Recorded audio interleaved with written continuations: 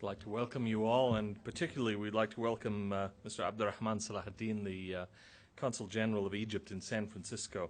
Mr. Salaheldin has been with the Egyptian Foreign Ministry since 1980, if I understand correctly, and has been the Consul General of Egypt in San Francisco since September 1st of this year, so not very long.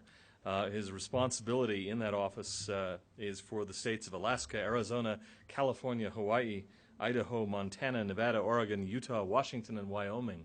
So quite a territory to cover. Prior to that, he was for 2 years Deputy Assistant Minister of Foreign Affairs for North America, and has held various assignments in both New York and Washington, D.C.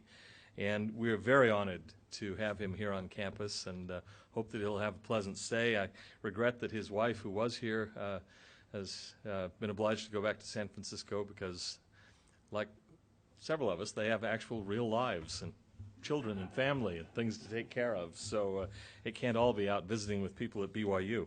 But we're delighted to have you here, Mr. Salaheldin. Thank you for coming.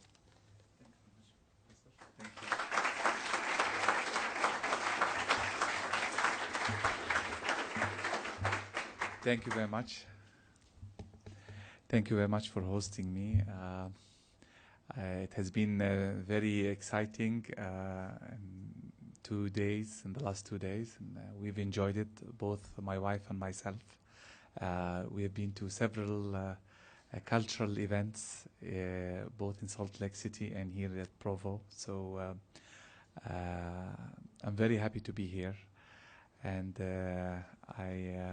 I would like also to thank the young man who just blessed us with his prayers. His Arabic is very good, and his words are very well chosen. So thank you very much. Thank you. I will try to limit my remarks to a few minutes. I will share with you some highlights of the Egyptian-American relationship in the last 20 or 25 years, because I would like actually to invite your questions, remarks, comments, and I'd like as much as I can to interact with you and actually try to address some of your concerns if you have any. I'm sure most of you, and I know that I'm talking to experts, know that the Egyptian-American relationship took actually a very dramatic shift in the early 70s when President Sadat decided to move Egypt toward the path of peace with Israel, and also the open door policy, economically speaking, and liberalizing our political system by introducing multi-party, etc. In a way, he was making a whole strategic shift that affected both our economic and our political system, but also our foreign policy choices as well. And this dramatic shift actually has its impact not only on Egypt, but on the whole Arab world, and I would dare to say actually on many other parts of the world. Egypt was not only able, through this strategic reorientation, to regain control of its land, Sinai, through peaceful negotiations, but also to set the rules for how to settle the Arab-Israeli conflict on other fronts. The Egyptian-Israeli peace negotiations actually laid down the foundation for how the dispute between Arabs and Israelis should be resolved. 3 basic principles were introduced. The first one was to have the 1967 borders as the departure point, or the final border. This is something that was established in the Egyptian-Israeli context almost agreed to in the other two examples, the Jordanian example. And then with very limited success, the Palestinian example in Camp David and in President Clinton's suggestions to both sides. And I will get to that if you're interested in discussing this. But the idea is that the 1967 borders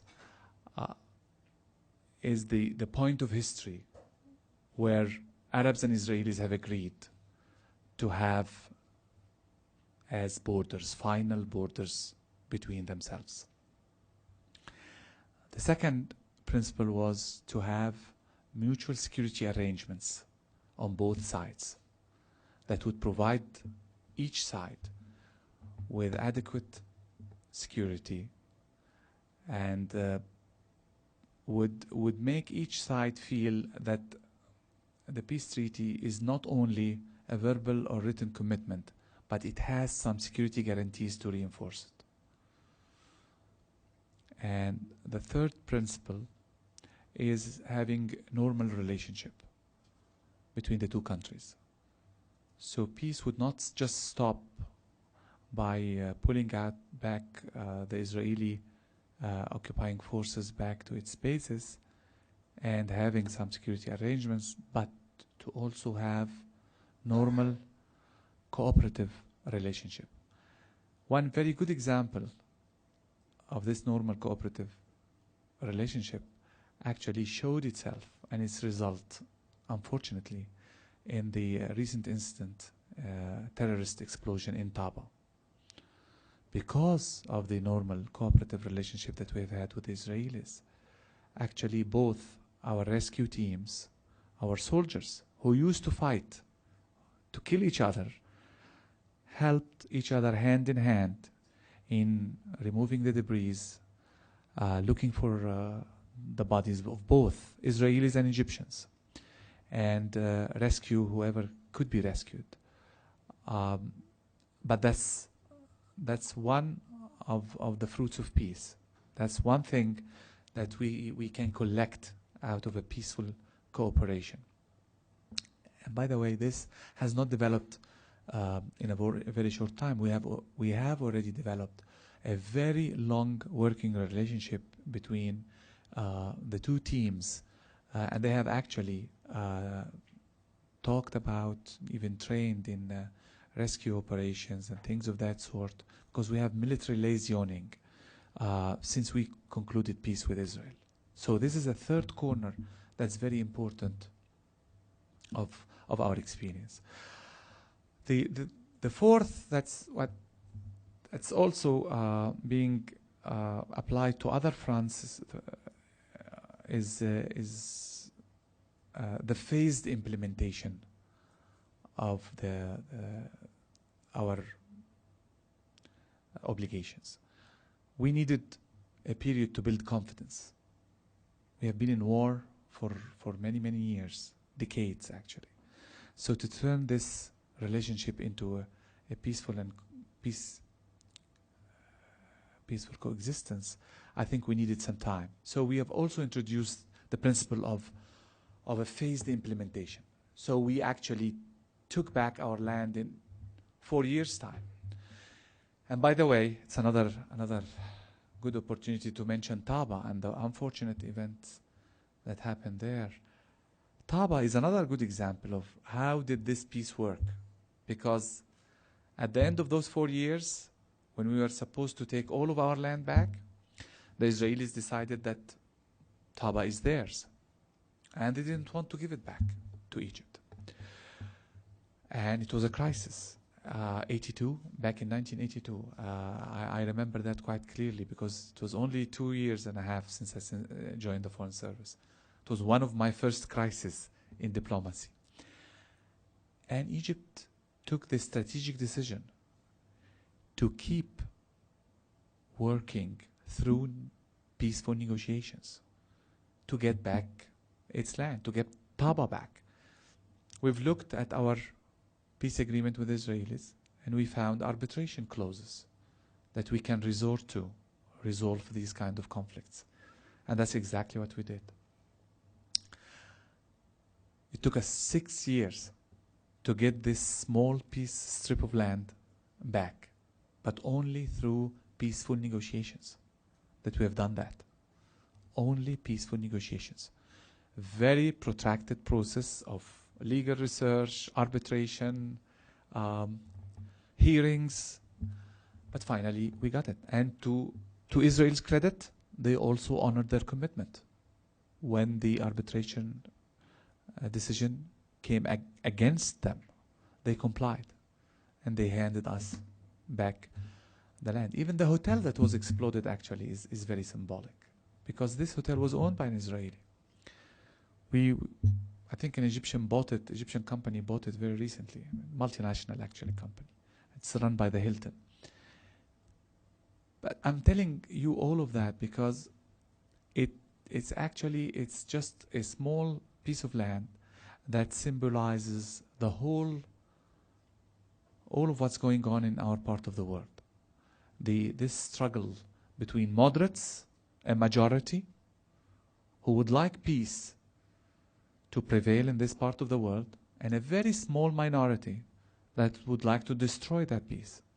And this small minority, unfortunately, is there on both sides, Arabs and Israelis, Muslims, Jews, and Christians. Unfortunately, radicals, fanatics are there everywhere. And this is what we really should pause to look at and to see what can we do to bridge the differences and the gaps that exist between ourselves, so they would not be used or misused to justify an act of violence or terrorism against one of us or our families. I mentioned this whole story about Egypt's effort with peace because this is one of the area where we have a very close partnership with your country, with the United States. If it were not for this partnership, we would not have been able to get our peace through with the Israelis.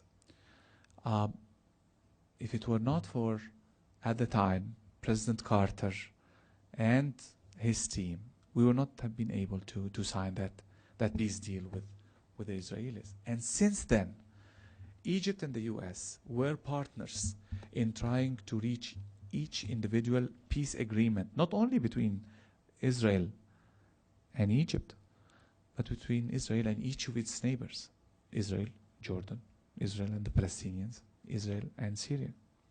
Of course, with varying degrees of success. This is a very important partnership that we should maintain, and we should keep going, and we should not stand by and say, well, the time is not ripe, and we should not look back our shoulders and care about our domestic politics. This is something that's very important, and I think its importance goes much beyond our own national borders. If you can think of those who did that explosion in Taba, I can think of them only targeting not only Egyptians, Israelis, or even the peace process in the Middle East. I think they are trying to trigger a global war between Muslims, Arabs, and the West. If you can just imagine that we're talking about 1.3 billion Muslims in the world. And those fanatics are trying just to incite this kind of war that would be catastrophic, not only to Muslims and the West, but to the rest of the world.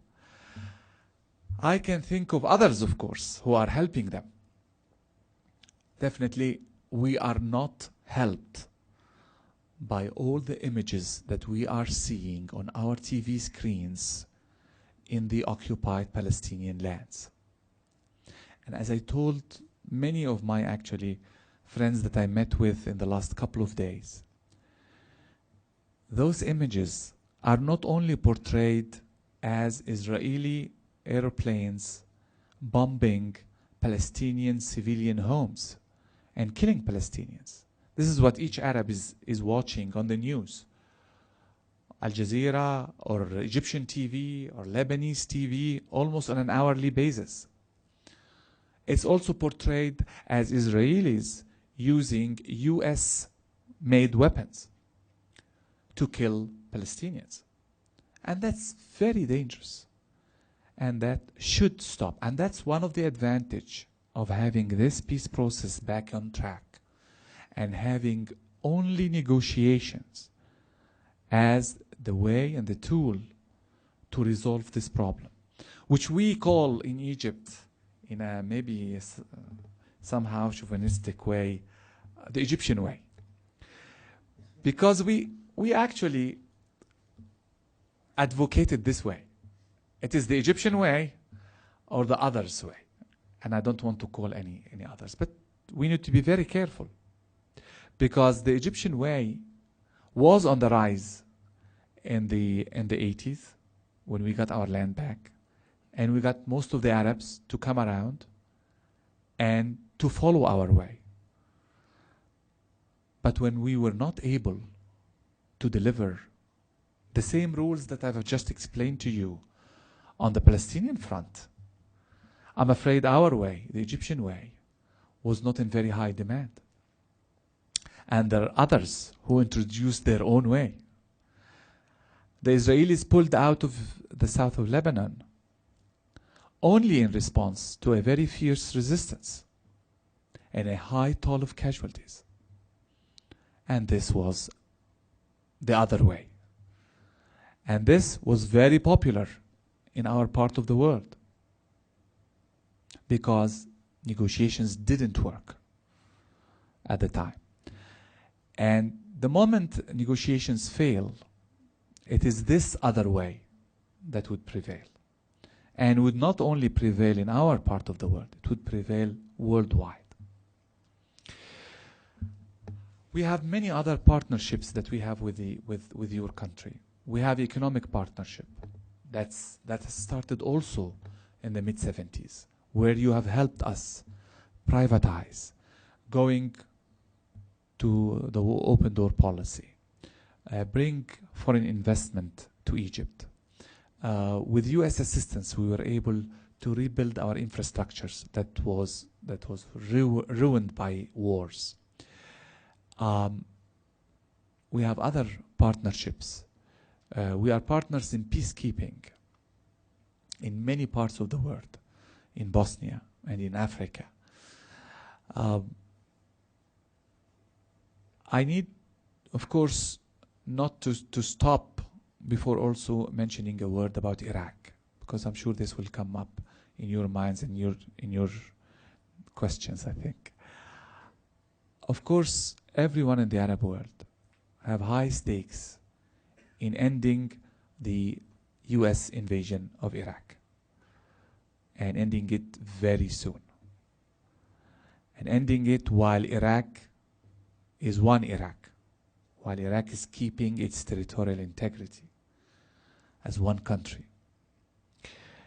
And we are hoping that this will happen soon, because I think the longer it will take, the more casualties that will happen on both sides. We are hoping that the Iraqis would be able to run their own affairs very soon. And there I think there is a consensus.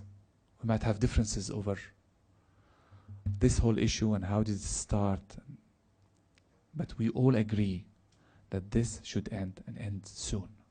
And I think there is agreement even here within the US on that as well.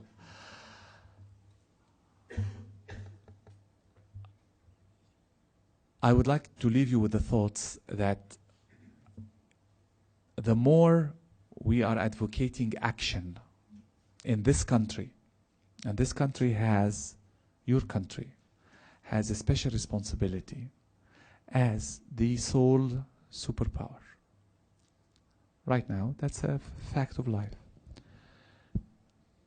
The more we advocate action on the part of the United States, I think the safer the world would be when it comes to issues like the Arab-Israeli conflict.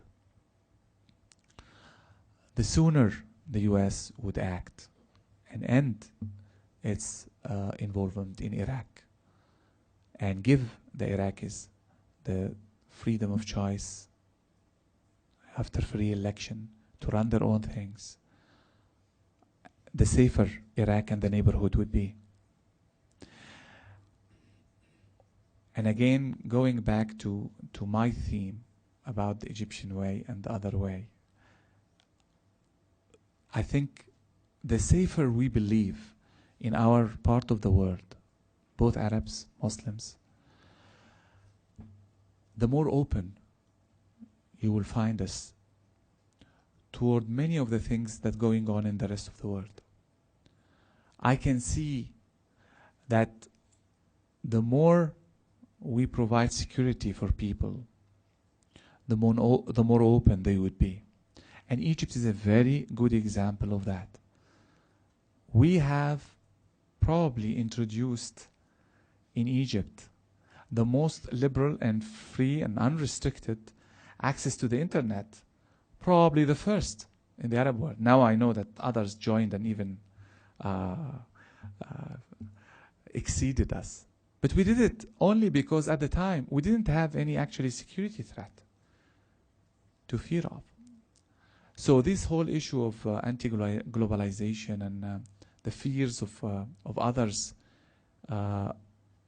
would be less if you have peace with your neighbors. And that's the message that I think needs to be delivered to many, including the Israeli government, by the way. Weapons cannot provide security. Walls cannot provide security. And the recent developments can really tell us this. And I think only peaceful relationship with your neighbors can provide that. That's our experience. And that will continue to be the Egyptian commitment. And I'm sure it will continue to be an area of cooperation between our two countries. I have many other thoughts about interreligious reaching out, etc. But I would like to stop here, and I would like to leave it up to your questions, comments, because I would like also to listen to you. Thank you.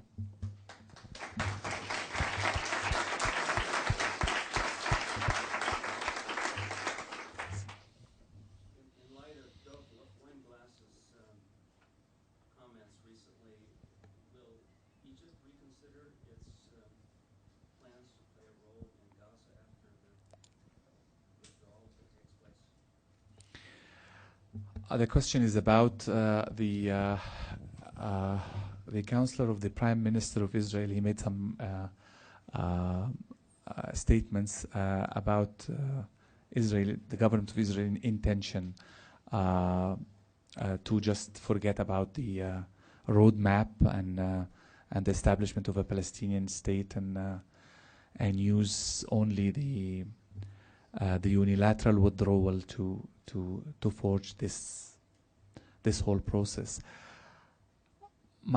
Egypt has actually made it quite clear that it will continue to push for the implementation of a roadmap that would lead to a Palestinian state.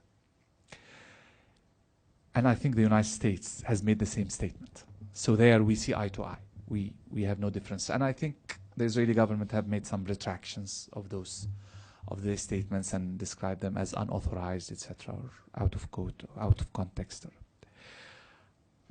The whole idea of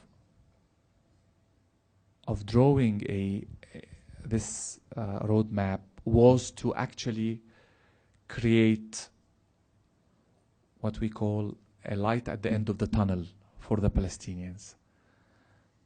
When I talked about phased implementation in the case of Egypt and applying this to the Palestinian track, if the Palestinians would not have a clear idea where this process is going to lead them, when they are going to have their own state, when they will be able to govern themselves, when they will be able to go to school.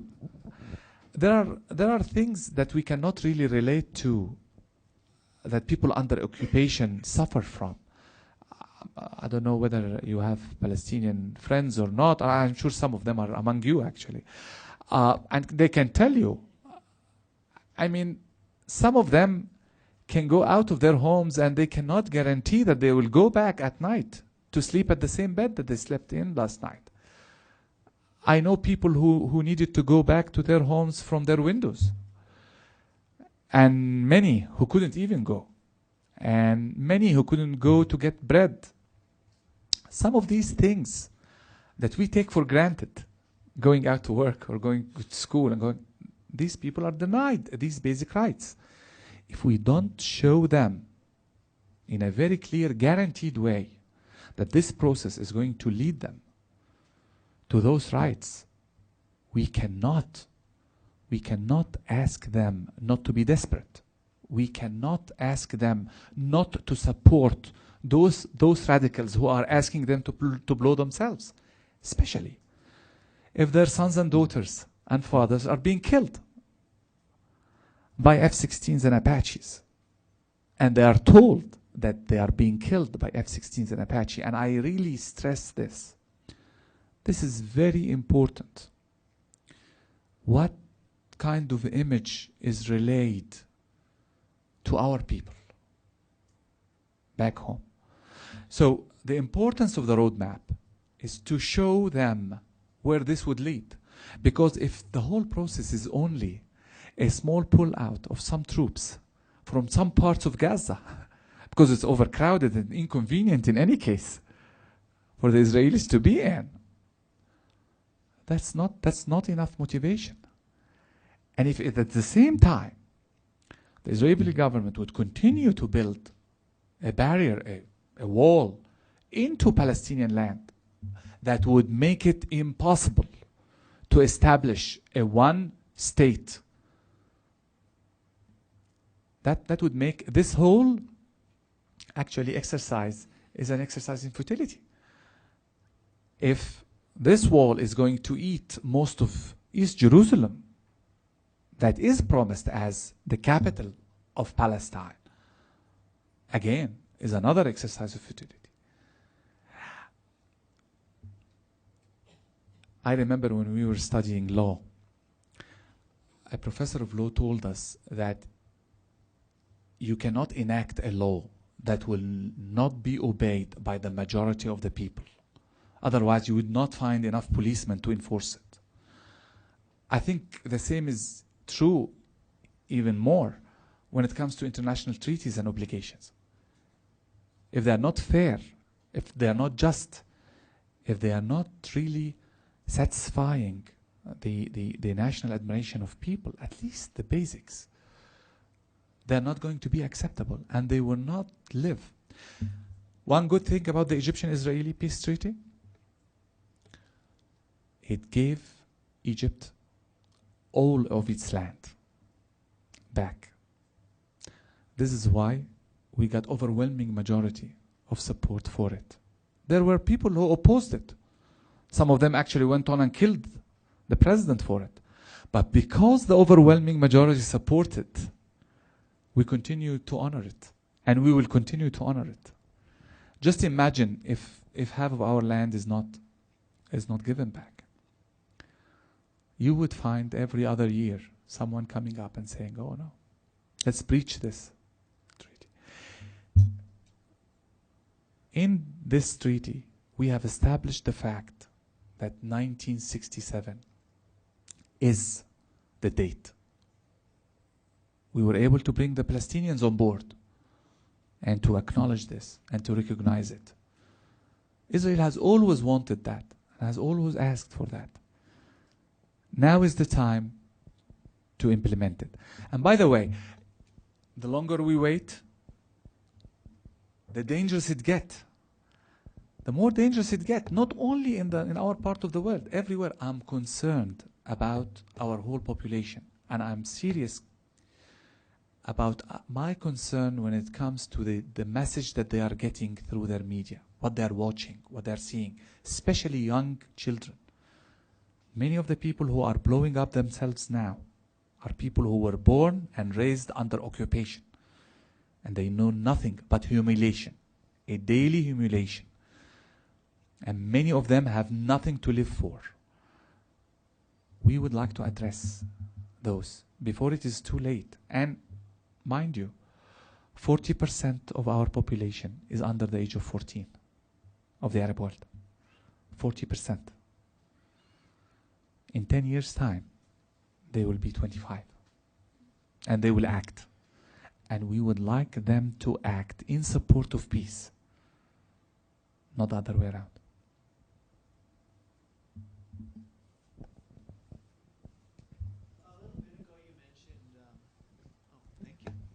A little bit ago you mentioned inter-religious relations between our two countries. You kind of alluded to that at the end of your remarks. And I'd be interested to hear what exactly you had in mind.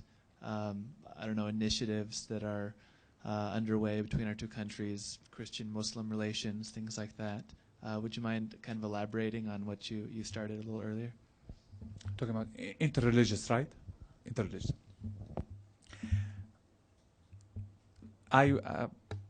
As the professor said in his introduction, I was posted both in Washington and in New York for 3 consecutive times, actually. So I served here in this country for quite a long time. And I noticed by September 11, actually, but before it as well, that there is keen interest in this country about religion. You might not notice it while living here, but you can only relate to it when you go overseas. You will see how religious Americans are when you go overseas. You would be surprised, at least by the proliferation of churches, temples, mosques, synagogues. At the same time, I didn't see much before September 11, of interreligious bridges. September 11, of course, brought a lot of negative impact to interreligious relationship. We have to admit. But it also brought with it some kind of curiosity, interest, that we would like to develop and make use of. We would like people also to have more education about others, about other religions. And so the United States is actually running a program overseas that introduces how minorities live in the United States. An advertisement program about how Arabs, Muslims live in the United States. I would love to see a program about how most Muslims live in their own countries and have this program run here in this country. Most Muslims are not bin Ladens. They don't live like him. They don't act like him. Especially when we have about 6 million Muslims here live in this country. And you can relate actually to many of them. I'm sure you have friends who are Muslims probably studying among you here. What I was trying to allude to, that probably this is an area of education that does not have enough exposure. We always study the history of civilizations and how did they interact with each other? Basically, in terms of invasion and counter-invasions and occupation and expansions, but we don't give enough attention actually to our present world and to relate to the other beliefs and focus on what is in common. I mean, it doesn't matter really how different you pray than I do. Actually, what counts that at least we believe in something moral that would guide our behavior. In a similar way, in a very similar way, by the way, in a very similar way. The rest is of our making, human making. So what I was referring to or alluding to was the need to have more dialogue in this area and more education. I'm very happy to hear from your professors about your Arabic program. And I was very much interested in knowing whether this program has led you to have more interest also in the culture, religions of the Arab world, because the Arab world is not only Muslim. Actually, Arab Americans here are not predominantly Muslims. So this is when I was in Washington, I sponsored many programs for this interreligious outreach, plays, Nathan the Wise, bringing historians, religious historians, to come and talk on campus, and to congressmen and senators. And I know I was meeting with the president of the university, and he told me that actually that you have similar programs, and I think Nathan the Wise was playing very soon. But I hope that this is the case, and I hope that you are making the point of just reaching out to other cultures, even more importantly than other people, and of course and other people as well. My question is about the Palestinians. You kind of justify the Palestinians committing suicide bombings based on the fact that they see Israel using American weapons and fighting against them. By that same token, I mean, I'm not pro-Israeli, I'm not pro-Palestinian, but I can look at the Israelis retaliating, which is always the word used. They retaliate on basically military targets. Now, why is it that the Middle Eastern countries all seem to just blame Israel? Israel's killing innocent people, whereas no one's really coming down on the Palestinians and saying, you've got to stop killing innocent civilians first, not cause Israel to retaliate. No one seems to take that approach. Probably you have missed the first part of my presentation. I started by saying that those Israelis who were killed in Taba, those innocent Israelis who were killed in Taba, were actually vacationing there because they thought that it is safer than Israel itself. Of course not. Killing an innocent civilian is not justified by any cause. And I have never tried to do that. Never. And I wouldn't. Never. What I was trying to tell you is, if we don't stop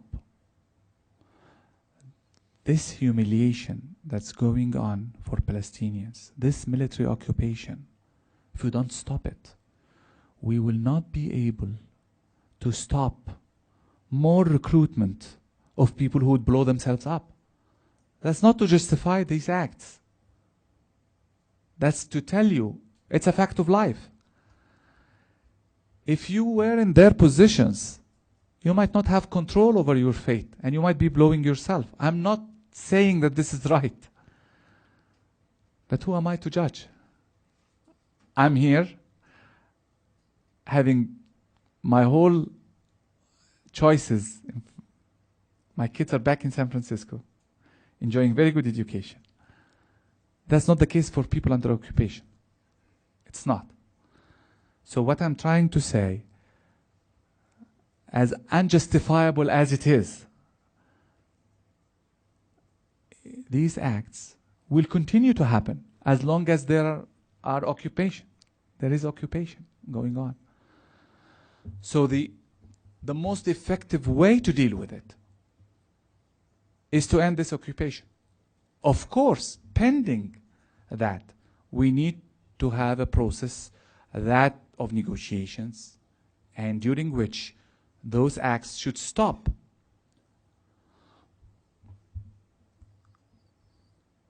But no authority would be able to enforce that. And actually, Egypt is a very good example. I mean, I don't know how many of you have been to Taba or have been to Sinai. You cannot imagine what kind of security measures we have put there. You cannot imagine how secure these areas are, and how heavily guarded they are. You cannot imagine. And we don't, actually, it proves to be very safe. For 20 years, we didn't have a single incident. Probably in Los Angeles or New York, you would have hundreds of incidents in the year. We didn't have, for 20 years, we didn't have a single incident. But we couldn't stop someone who decided to blow himself up with all the guards that we've put. What I'm trying to say is we should do both. We should have a process, negotiation process, that would give people hope that this occupation is going to end. And we should have no excuses about it. Actually, I was responding to the gentleman's question about the Israeli statements that would give the impression that, okay, let's forget about the Palestinian state. I don't believe that this is even in Israeli interest. By 2020, there will be an overwhelming Palestinian majority in Israel and the occupied territories if they are combined together. An overwhelming. I mean, if there was a free vote at the time, it would be an overwhelming Palestinian majority. So, would Israel want a Palestine, one Palestine, that's ruled by Palestinians? I guess not. So what I'm not trying to blame only Israel for the terrorist acts or justify those terrorist acts. And again, killing innocent civilians is a terrorist act. That's unjustifiable. What I'm trying to do is to prevent more recruits that could do this same thing. And it would look to them very justifiable because they're desperate. That's my point. Yes, to go along with that, if Israel, hypothetically speaking, were to unilaterally withdraw from the West Bank and Gaza, and let's just say to make it even better, they did it at the 1967 borders, what then would be the state of Palestinian politics, if you will? I mean, given the factions within the Palestinian community and the lack of stability, like that would be like immediately evident. I think this question is answered by looking back at the time from 93 to about 98. In 93, when the Palestinians signed with the Israelis an agreement that would actually draw the roadmap to a Palestinian state, and up till 98, when they found out that Israel was not serious about implementing it, this was an era of a unified Palestinian position, and at the same time, almost quiet. There was no single terrorist act at this time. Only when people find out that the Israeli government at the time was not serious about going on with this peace process, that then we found splits. Then we found, as I said on the Egyptian experience, as long as you have the light at the end of the tunnel, you will get the majority behind you. Moderates will be on the rise. Radicals will be checked. They will continue to exist. We cannot help it. We all have our fanatics. They continue to exist, but they will not have any support. They will not have any majority. They will be very easy to check. They will be a minority, and they will be outlawed. They could be jailed. So I think, to answer you, yes, if we have this process back on track, I can assure you, a majority of Palestinians will be in its favor. But in the absence of this process, I'm afraid radicals will have the majority. Can we have one here, and then we'll come back to you? I kind of switch the subject a bit, but I was grateful for your comments on Iraq and the desire to have us out of there as soon as possible. And I'm in that camp. I want us out of there as soon as possible. But I'd like to know, from the perspective of Egypt, what is Egypt doing, both with the Arab world and directly with Iraq, to make the country stable enough that we can leave, and that we can leave for the Iraqis? That's a very good question. Because actually we are puzzled. What can we do? Now, let me tell you first what we are doing, and then maybe we can think together what can we do.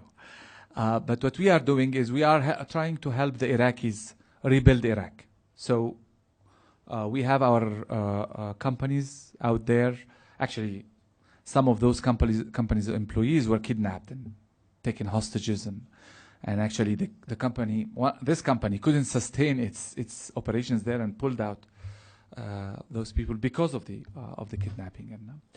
But we have also offered the Iraqis to train all of their police forces and their civil servants, judges, teachers, and the Iraqis are taking up on our offer on some areas, but not all of areas. For example, police, they haven't sent any police to be trained in Egypt. So, but we've offered, and our offer still stands. We also are gathering a group of neighboring countries, a forum that was established after the invasion, immediately before the invasion, and we are coordinating among ourselves to help the Iraqis, and also to help stopping any infiltration from outside Iraq. We are encouraging countries to stop any infiltration from outside Iraq.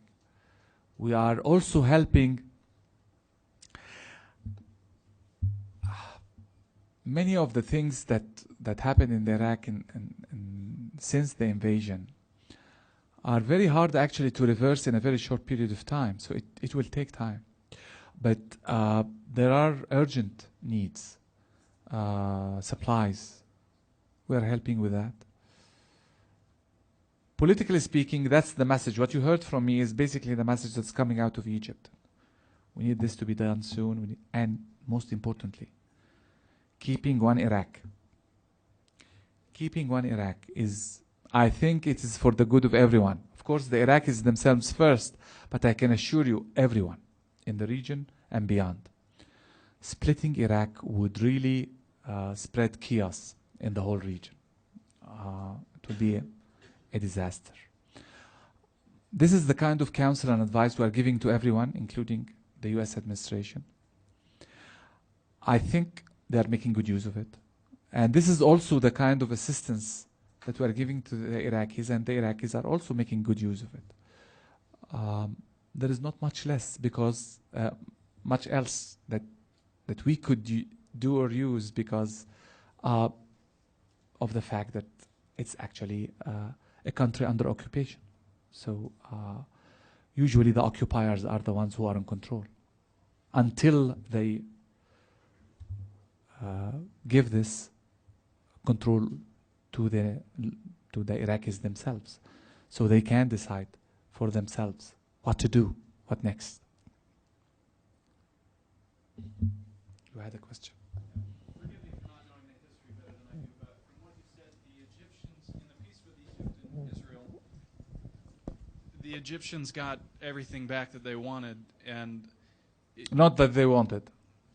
Their land, Sinai, I mean. okay. Yeah. But if, I mean, to me, if it seems that if all of the Arabs, everybody in the Middle East had what they wanted in terms of Israel, that the Israelis would be back in Poland and in Europe. And so to say, I appreciate that the majority wants peace, but it's not the majority that we fear. It's the minority. And as long as tribal alliances exist and bin Laden can hide in the mountains, how can you police that? And how can everybody have their way? There's just no possible way as long as Israel's there. Again, probably you must have not heard what I said. I didn't say that the Arabs should get what they wanted. I said that everyone, including Israel, agreed that the 1967 borders are the point of departure. And I repeated that probably 10 times. So it is not Poland that we're talking about.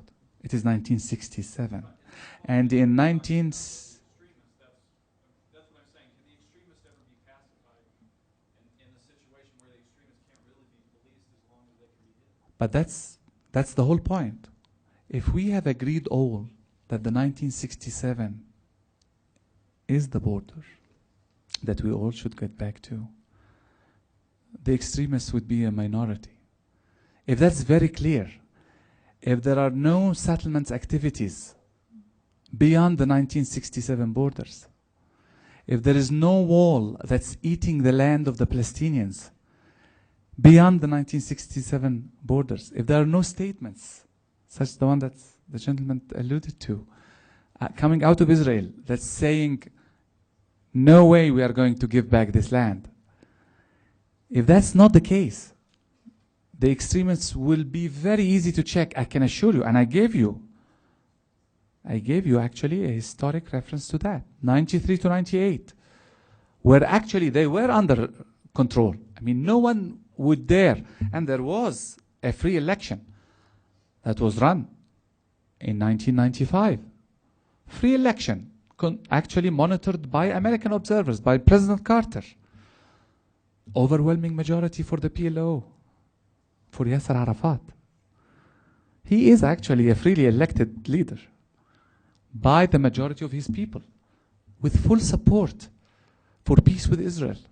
1967 borders, phased implementation. That would take 10 years. You know, at the time, there was no even promise that there would be a Palestinian state. But there was everything else. There was commitments that were honored, implementation that was on time. All of these things didn't take place after 98. Other things took place after 98. Going into the Palestinian lands, etc., etc. I don't want to enlist these things for you. So, no, but please, don't have any illusions there. No one in the Arab world is asking Israelis to go back to Poland. No one is. Maybe a lunatic or two. But seriously, the overwhelming majority is asking for the 1967 borders. The overwhelming majority. This will be the last question. I've already asked my All right.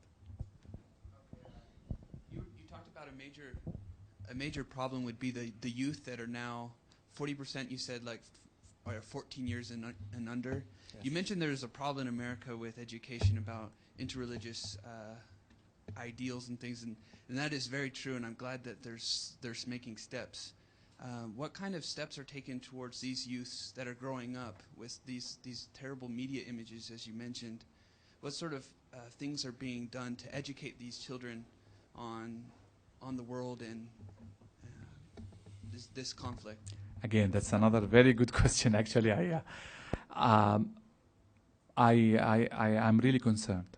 There is not much that's being done. We are trying. First of all, we are trying to promote the moderate concept of Islam, the moderate concept of Christianity, the moderate concept of Judaism. That would, seriously, that because any religion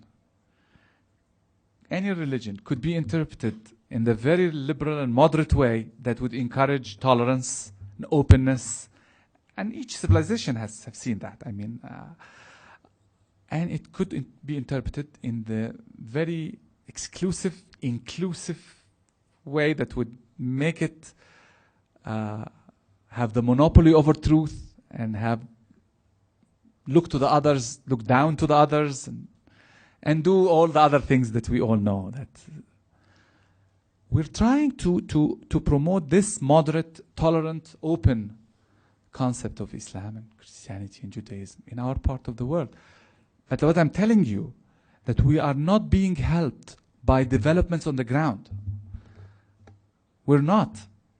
It would be a completely different picture if this was 1993 or 1995. It would be completely different picture, because then we would be promoting different kind of images. I mean, in Egypt and Israel, you have programs here. I don't know whether they visited Utah or not. We have something called Seeds for Peace, Seeds of Peace, where youth actually from Egypt, Israel, Palestine, Jordan would get together in camps and would spend the summer together or something like that. These are the kind of images that we would love to advocate and advertise. But these are not the news today. These are not the news on the hour. On the hour, they get different kind of imagery. They get different kind of images. And again, not only from Palestine, actually also from Iraq. You just try any dish network and click on Al Jazeera or NBC or the Egyptian TV. The first 2 news items will be Iraqis killed by Americans and Palestinians killed by Israelis. These are the news. And again, please don't mistake what I'm saying. These are the facts of life. I'm not advocating them, defending them, or justifying them. These are realities. And the only way to change them is to change the realities. It doesn't matter what kind of public relations campaign you would wage for that. It wouldn't change the facts on the ground. I think I need to stop here. Thank you very much.